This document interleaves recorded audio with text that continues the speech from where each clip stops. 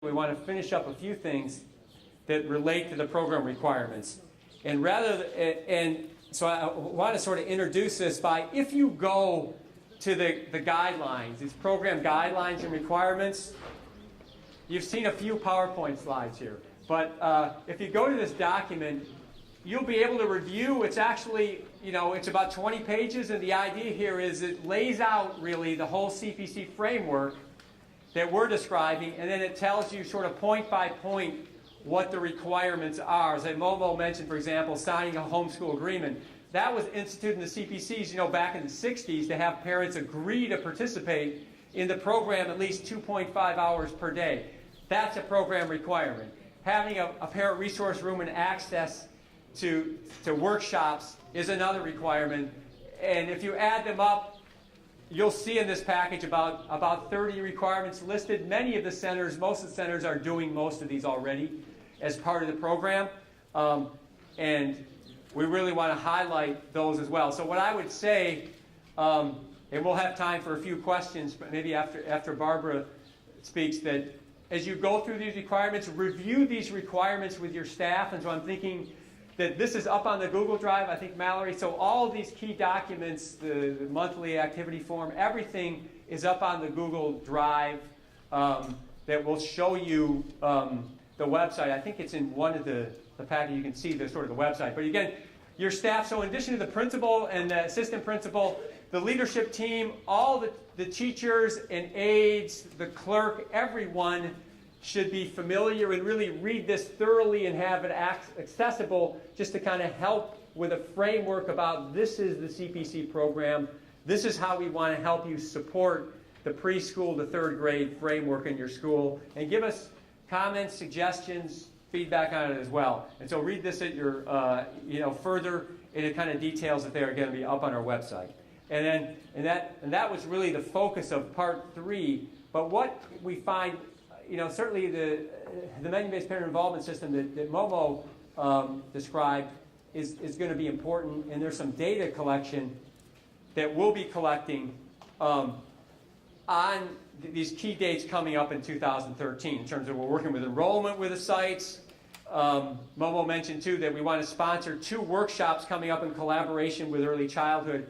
One sort of a PRT SCR training, and then a follow, and probably at the end, toward the end of September, that we'll coordinate with you, that even the clerks should be invited to this, SCRs, PRTs, and we'll have a centralized training for the requirements of the program, and also to enhance programmatic strategies within CPS as well. And then a parallel sort of follow-up principals meeting that I'd like to propose in October sometime, October to early November, that will be hosted in one of the child parent centers as well. So that's an open invitation for any schools to want to have that. And so you'll hear more from us as well on that as we think more about these requirements. And then a lot of assessment, a lot of just information in terms of the assessment process. We won't dwell into the details about that as well. I do want to point out too that, talk about the requirements, the electronic system. I don't know if, Mallory, you want to say a word about the electronic system of data collection. One of the challenges last year that many of the sites reported that we found, because a lot of sleepless nights on this, that there's a lot of data coming in on different forms, and we want to organize this in a better way. And so I think an electronic system of parent involvement is something that we're starting new out, so that all pre-K and kindergarten families do it. Make it much easier for the PRTs and the SDRs to collect data. So maybe Mallory wants to say a word about that. Yeah, hi everybody. So this isn't the first time, for those of you who've been involved in the project before, this isn't the first time you've heard about this. We mentioned it at the end of year meeting in June that we had. So since then, we've made progress in signing a contract with the vendor who's going to be hosting the website for us.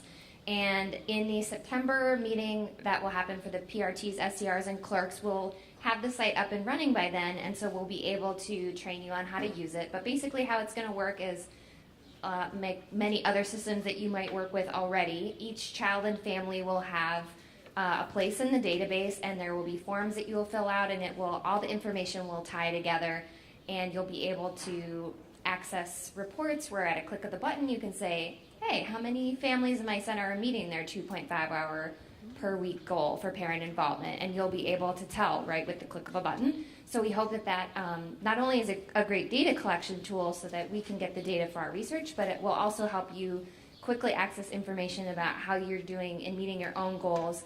And if you're, exceeding, you can really celebrate that. And if you're falling short of your goals, you can come up with strategies to get yourself back on track in a way that's quickly and timely, and that you can actually do something about it and make it actionable right away for you.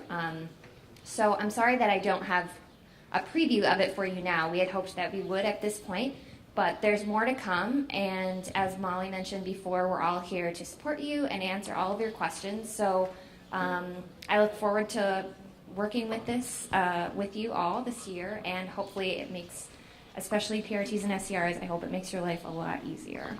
So stay tuned for more on that. Thanks.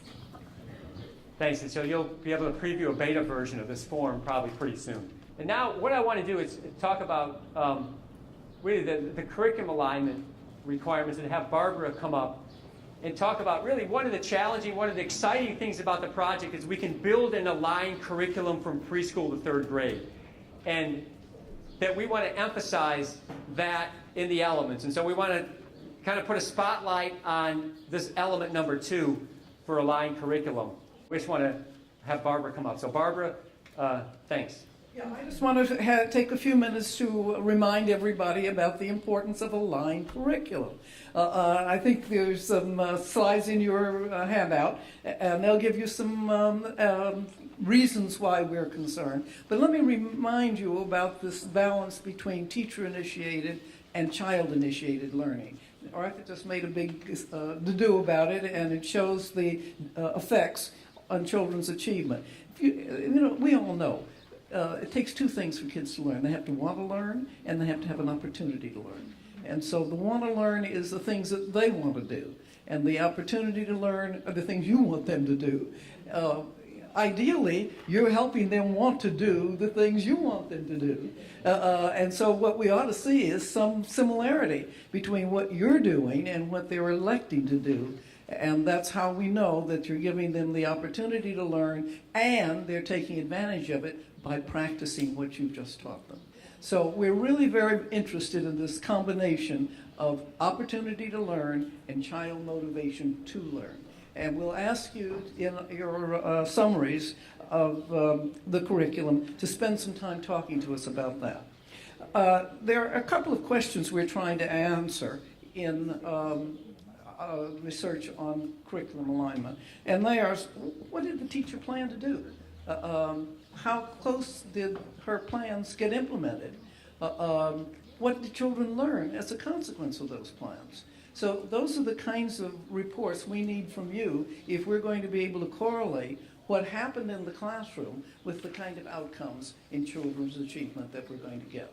So we're going to be asking you for some reports, unfortunately, or fortunately, as the case may be, that they're always time-consuming, and why do I have to do this?